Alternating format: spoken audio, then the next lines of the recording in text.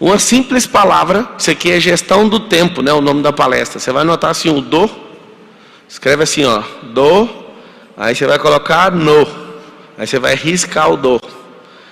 Não existe gestão do tempo, você não manda no tempo, você não volta no tempo, você não avança no tempo, você não manda em nada. Isso é a primeira coisa que você vai colocar na sua cabeça. Ninguém manda no tempo, a não ser o dono do tempo, que é Deus. Outra coisa que você já falou, você queria que o dia fosse maior. Já, sim ou não? Isso é a característica de alguém ineficiente. Ineficiente. A pessoa, quando quer que o dia seja maior, ela está declarando o seguinte: Deus é incompetente. É isso que ela está falando. Você quer trocar uma ideia com ele nesse nível, sim ou não? Não. Você quer falar que ele é incompetente? Não. Então vamos lá. Fala com a boquinha assim, ó. Não existe gestão do tempo. Existe gestão no tempo. Então tem alguns tempos. A grosso modo existem 3 tempos. Só que na verdade eu vou te mostrar 7.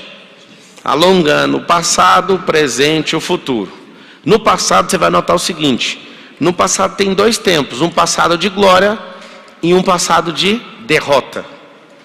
Como é que fica preso no passado? Ninguém vai ficar preso no passado que é neutro. Não existe esse passado. Ou o passado é de glória. Por exemplo, essa era de tecnologia, de internet. Tem gente que tem muito problema com o passado, porque era famoso na televisão e hoje é insignificante na internet. Muita gente. Gente que já foi assistida por 150 milhões de pessoas e tem 50 mil pessoas no Instagram. Aí a pessoa fica doida, porque ela não deu conta de transicionar isso. Então, se você tem glória no passado, você pode correr o risco de ficar preso nesse tempo. Se você tem treta no passado e não resolve, você também pode ficar preso nesse tempo. No futuro, de preocupação e ansiedade, você vai para esse tempo quando você não está preso no passado e nem produzindo no agora. E aí quando você começar a perceber, vocês que estão chegando, aperta o like, aperta tudo que tem para apertar aí.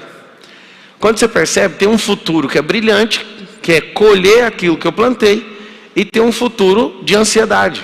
Não sei se você já parou para pensar, ninguém fica depressivo por causa do amanhã. A depressão é sobre o ontem.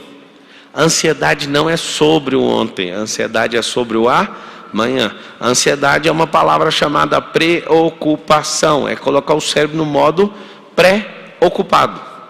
Você imagina uma pessoa que tem que trabalhar só amanhã e fica preocupado hoje, ou seja, ocupa o dia de desfrute, né? O dia mundial do desfrute, oficialmente é domingo.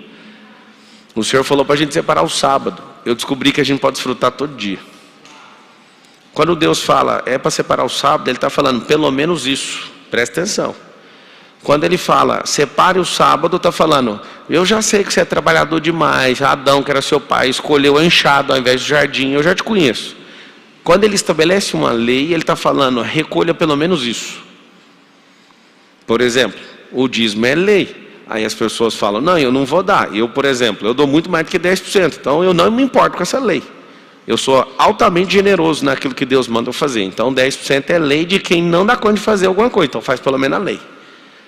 Isso deixa um monte de gente doida. Então presta atenção. Quando Ele fala separa o sábado significa desfrute. Desfrute no hebraico é descanso. Algumas pessoas confundem, achando que Deus cansou da obra, como se Ele fosse fraco como eu e você. Ele é uma fonte inesgotável, onipresente, onipotente. E aí sabe o que acontece? Ele fala descansar, desfrute no hebraico. Porque naquele 7º dia Ele falou, agora vamos ficar eu e você olhando e contemplando toda boa obra. Deixa eu olhar para você, vamos ser amigo. É isso que Ele estava falando. Então sim, tem um futuro brilhante. Quando você sabe e vê esse futuro, você começa a produzir no agora. No agora tem 2. Tem um agora onde você está produzindo e tem um agora que você está sendo omissivo. E aí tem alguns cérebros, são poucos, é um caso mais raro. Não tem problema nenhum com o passado e nem problema nenhum com o futuro, mas é tão sem objetivo, tão sem propósito, e anda rodeado de gente que não fala nada com nada, que essa pessoa é tipo um zumbi. Ela não está desconfigurada por conta de passado algum e nem está preocupada com nada do futuro, é um zumbi. Esses casos são mais raros, mas o que significa esse caso dessa neutralidade no agora, nessa omissão? Neutralidade não, nessa omissão. falta de sonho, falta de objetivo, falta de conhecimento. É tanta falta que a pessoa ela estabiliza e fala: isso aqui tá bom. Um dia eu parei um senhor jardineiro fazendo uma bela obra lá no meu condomínio. Eu falei: quanto que o senhor ganha por mês? Aí ele falou: ganho R$1.800. Eu falei: você sabe que o senhor está fazendo nesses 2 dias de trabalho, você poderia cobrar 5 mil? Aí ele falou: mas eu não quero. Eu falei: por quê? Porque eu prefiro ficar fechado. Por que eu prefiro isso? Eu falei: não, você não entendeu. Você está fazendo jardim de rico e em 2 dias esse jardim é 5 mil conto. Sem comprar nada, só serviço. Ele: eu sei, mas eu não quero. Então assim, essas pessoas elas são omissas com o agora. Não tem sonho nenhum, não está apontando nada para frente, não tem nada que a perturba na cabeça dela, ela só está num ambiente que não estimula, ela não tem pessoas que patrocinem ela, não tem. E quando começa a ter, a cabeça faz assim, ó, explode. Então presta atenção. Cortou o dor, então ninguém tem gestão do tempo. Você tem gestão do seu filho pequeno, seu filho ficou grande, você tem gestão dele? Alguns pais sim, desde que o filho não seja gestor da própria vida. Você tem gestão de coisas? Tem. De tempo você não tem. Você tem gestão do que Deus vai fazer? Também não. Aprenda. Quando você perceber que é o mover daquele que te chamou, você não tem gestão disso. Mas no tempo que você tem, você consegue dominar. Na palavra fala assim, ó, que dá para você remir o tempo. Eu anotaria assim, ó, #remissão. Se você pegar, por exemplo, um cara que está na cadeia, cumprindo a cana dele lá, tem um regime de progressão. Chama progressão de regime. O cara tem antecedentes criminais, o cara tem bom comportamento, não foi por crime hediondo, tem que seguir uma lista. Seguiu a lista? Seguiu. Então aperta play. Aí o cara, alguém lembra aí para mim? Um dia, 5 ou 4 dias trabalhados, diminui um da pena? 3 para 1 hoje, né? Deu uma atualizada. Então, 3 dias trabalhando no presídio, ele consegue remir um dia. Desconta um dia. Assim também é no reino espiritual. Assim também é na gestão no tempo. Dias altamente produtivos começam a remir o tempo que você estava parado. Eu te provo. Se você entrar numa exponencialidade e sair da vida linear, cada alavancada que você der, engole 10 anos da sua vida passada. Tem gente que fica 30 anos sem virar nada na vida. Aí entra no ambiente certo, com pessoas certas, usando as ferramentas certas, se conectando. O que acontece?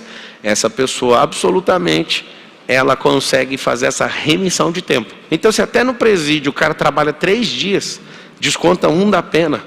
Imagina você que é altamente produtivo, descobre sua identidade, desbloqueia, faz os cambal. Conecta com gente certa, modela, produz, acorda mais cedo, bum, explode a servilha e continua explodindo o limão, o melão, a melancia. Quando é festa, você está conectado online nessa expansão de consciência aí no universo. Se for desse jeito, eu vou te falar, você vai entrar numa coisa chamada remissão de tempo.